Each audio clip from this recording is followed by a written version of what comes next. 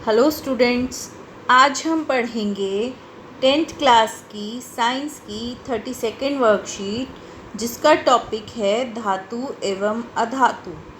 बच्चों, तत्वों को उनके गुण धर्मों के आधार पर धातु और अधातु में वर्गीकृत किया जाता है। उदाहरण के लिए धातुएं हैं आयरन, एल्यूमिनियम, चांदी, कॉपर आदि, और अधातु के कुछ उदाहरण हैं हाइड्रोजन, नाइट्रोजन, सल्फर, ऑक्सीजन आदि। अधिकतर धातुओं का उपयोग हम अपने जीवन में करते हैं, जैसे लोहा है, चांदी है, सोना, पीतल आदि, इन सभी चीज़ों का इस्तेमाल करते हैं। और नॉर्मली अधातुओं को भी हम जानते हैं, ऑक्सीजन, नाइट्रोजन, हाइड्रोजन आदि। तो आओ इनके भौतिक गुणधर्मों की और रासायनिक गुणधर्मों की बात करते हैं। सबसे पहले हम बात करते हैं धातु और अधातु के भौतिक गुणधर्मों की। सबसे पहला गुणधर्म क्या है? धात्विक चमक। देखो, धातु की सतह चमकदार होती है, पर अधातुएं चमकीली नहीं होती। इसका अपवाद है आयोडीन, जो कि चमकीली होती है। दूसरा है कठोरता। धातुएं सामान्यतः कठोर होंगी, पर कुछ धातुएं मुलायम भी होती हैं, और इतनी मुलायम हैं कि उन्हें चाकू से आसानी से काटा जा सकता है, जैसे लिथियम, सोडियम, पोटेशियम आदि। अधातुएं अधिकतर कठोर नहीं हैं, परंतु इसका एक अपवाद है कार्बन का अपर रूप हीरा। इसके बाद रूप की बात करते हैं, तो धातुएं रूम टेम्परेचर यानी कि कमरे के ताप पर ठोस रूप में पाई जाती हैं, परंतु यहाँ पर भी अपवाद मौजूद है। मरकरी यानी कि पारा, जो कि कमरे के तापमान पर द्रव रूप में पाया जाता है। अधातुएं अधिकतर ठोस या गैसीय रूप में पाई जाती हैं, परंतु इसमें भी अपवाद मौजूद है, ब्रोमीन, जो कि तरल रूप में पाई जाती हैं। इसके बाद आघातवर्धनीयता है। आघातवर्धनीयता वह गुण है जिसमें धातुओं को पीट पीट कर उनकी पतली चादर बनाई जा सकती है, वो टूटती नहीं है। परंतु अधातुएं आघातवर्धनीय नहीं होती। धातुएं आघातवर्धनीय होती हैं, यानी कि वो चोट को सहन कर सकती हैं। तन्यता यानी कि धातुओं को खींचकर उन्हें पतली तारों के रूप में बदला जा सकता है, जैसे कॉपर की तार देखते हैं हम, लोहे की, एल्यूमिनियम की, विभिन्न प्रकार की तारें देखते हैं, परंतु अधातुएं तन्य नहीं होती, यानी कि इनकी तारें नहीं बनाई जा सकती। इसके बाद बात आती है विद्युत व ऊष्मा के चालक की। सामान्यतः धातुएं विद्युत और ऊष्मा की क्या है? सुचालक है, यानी कि वो अपने अंदर से विद्युत को और ऊष्मा को पास होने देती हैं, परंतु इसका भी अपवाद है शीशा यानी कि लेड और मरकरी यानी कि पारा। अधातुएं विद्युत और ऊष्मा की कुचालक होती हैं, परंतु ग्रेफाइट, जो कि कार्बन का ही एक रूप है, वो इसका अपवाद है और सुचालक में आएगा।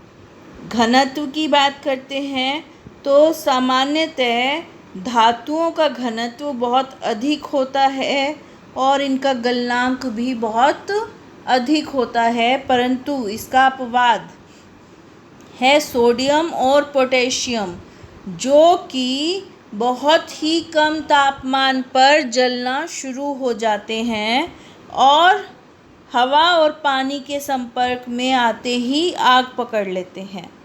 अधातुओं का घनत्व और गलनांक बहुत कम होता है और धातुएं धावनिक होती हैं, यानी कि कठोर सतह से टकराकर आवाज़ करती हैं, परंतु अधातुएं धावनिक नहीं होती। जैसे घंटी बजाते हैं तो घंटी किस चीज़ की बनी हुई है? अधिकतर लोहे की या पीतल की बनी हुई है। और कोई भी बर्तन गिरने पर आवाज़ होती है, क्यों? क्योंकि ये सभी चीज़ें किसकी बनी हुई हैं? धातुओं की बनी हुई हैं। परंतु अधातु आवाज़ नहीं करती, यानी कि धावनिक नहीं होती। ये सारे हैं भौतिक गुण धातु व अधातु के। अब बात करते हैं रासायनिक गुणधर्मों की धातुओं के। सबसे पहले है वायु के साथ अभिक्रिया। धातुएं ऑक्सीजन के साथ अभिक्रिया करके धातु ऑक्साइड बनाती हैं। यानी कि उदाहरण अगर लें हम कॉपर, तांबे का, तो जो कॉपर है वो ऑक्सीजन के साथ अभिक्रिया करेगा और कॉपर ऑक्साइड बनाएगा। इसी तरह से एल्यूमिनियम ऑक्साइड बनाएगा। और अलग अलग तरह की अभिक्रिया होंगी ऑक्सीजन के साथ।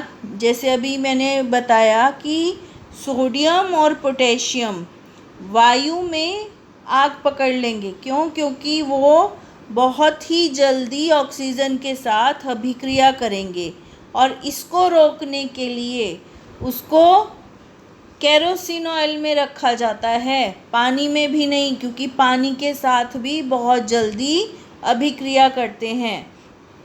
मैग्नीशियम, एल्यूमिनियम, जिंक, लेड, ये सभी धीरे धीरे अभिक्रिया करेंगे और इनके ऊपर ऑक्साइड की एक परत चढ़ जाती है। जैसे मैग्नीशियम का उदाहरण लेते हैं। जब हम मैग्नीशियम रिबन को जलाते हैं लैब में, तो उससे पहले उसको घिसा जाता है। क्यों? क्योंकि उसके ऊपर मैग्नीशियम ऑक्साइड की परत चढ़ी हुई होती है और उसको उतारने के लिए उसको घिसना पड़ता है ताकि वो आसानी से आग पकड़ ले। इसी तरह से आयरन यानी कि लोह वायु में गर्म करने पर जलेगा नहीं, पर अगर लोह चूर्ण ज्वाला में डालेंगे तो वो ज्वाला क्या होगी? वो तेज़ी से जलना शुरू होगी।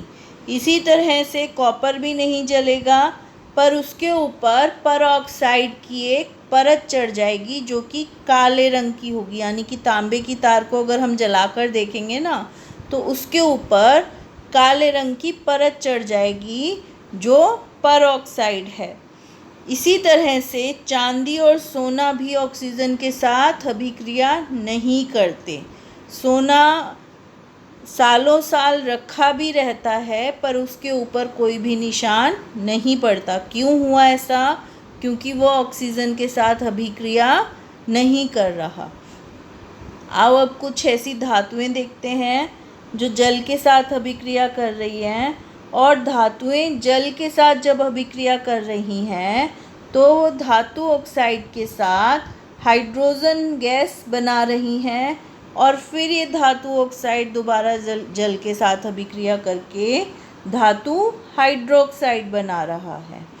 अब कुछ धातुएं हैं जो ठंडे जल के साथ, भाप के साथ या गर्म जल के साथ अलग अलग अभिक्रियाएं करती हैं। आओ देखते हैं। जैसे एल्यूमिनियम, आयरन, जिंक सिर्फ भाप के साथ अभिक्रिया करेंगे, यानी कि उन्हें अधिक तापमान की आवश्यकता है। सोडियम, पोटेशियम, कैल्शियम ये सभी ठंडे जल के साथ अभिक्रिया करेंगे, यानी कि इन्हें अधिक तापमान नहीं चाहिए और जल के साथ बहुत जल्दी अभिक्रिया करेंगे। गर्म जल के साथ मैग्नीशियम, कैल्शियम और मैग्नीशियम जल के साथ अभिक्रिया करेंगे और तैरने लगेंगे। लेड, कॉपर, सिल्वर और गोल्ड यानी कि सीसा, तांबा, चांदी और सोना, ये सभी जल के साथ अभिक्रिया नहीं करेंगे और इनके ऊपर कोई भी फर्क नहीं होगा। आओ अब कुछ रासायनिक अभिक्रियाएं देखते हैं। जैसे सोडियम है। सोडियम हमने बात क्या की कि बहुत अभिक्रियाशील है और ठंडे जल के साथ अभिक्रिया करेगा और सोडियम हाइड्रोक्साइड बनाएगा, साथ में हाइड्रोजन गैस निकलेगी और बहुत ज़्यादा ऊष्मा भी निकलेगी। इसी तरह से मैग्नीशियम जल के साथ अभिक्रिया करेगा और मैग्नीशियम हाइड्रोक्साइड बनाएगा और हाइड्रोजन गैस निकलेगी। इसी तरह से एल्यूमिनियम भी अभिक्रिया करेगा। अब कुछ धातु ऑक्साइड ऐसे हैं जो अम्ल और क्षार दोनों के साथ अभिक्रिया करते हैं और लवण बनाएंगे और जल उत्पन्न करेंगे। इनको कहा जाता है उभयधर्मी ऑक्साइड, यानी कि दोनों के साथ अभिक्रिया करने वाले ऑक्साइड्स। उदाहरण लेते हैं जिंक और एल्यूमिनियम ऑक्साइड का। तो यहाँ पर अगर हम देखें तो एल्यूमिनियम ऑक्साइड हाइड्रोक्लोरिक अम्ल के साथ अभिक्रिया कर रहा है और AlCl3 बना रहा है और जल बना रहा है। ठीक है, इसी तरह से यहाँ पर सोडियम हाइड्रोक्साइड के साथ रिएक्शन हो रहा है और सोडियम एल्यूमिनेट यानी कि NaAlO2 बनाएगा और साथ ही में जल का उत्पादन होगा। तो ये क्या कहलाते हैं? धातु ऑक्साइड, उभयधर्मी ऑक्साइड। अब कुछ प्रश्न देखते हैं। सबसे पहला प्रश्न है, ऐसी धातु का नाम बताइए जो कमरे के ताप पर द्रव होती है। तो कमरे के ताप पर द्रव होती है मरकरी यानी कि पारा। आघातवर्ध्य तथा तन्य का अर्थ बताइए। तो आघातवर्ध्य धातुओं का वह गुण है जिसमें धातुओं को पीट कर उनकी चादर बनाई जा सकती है, पतली चादर में उन्हें बदला जा सकता है। अगर थोड़े शब्दों में इसको बोलें तो चोट सहने की क्षमता धातुओं में क्या है? चोट सहने की क्षमता है।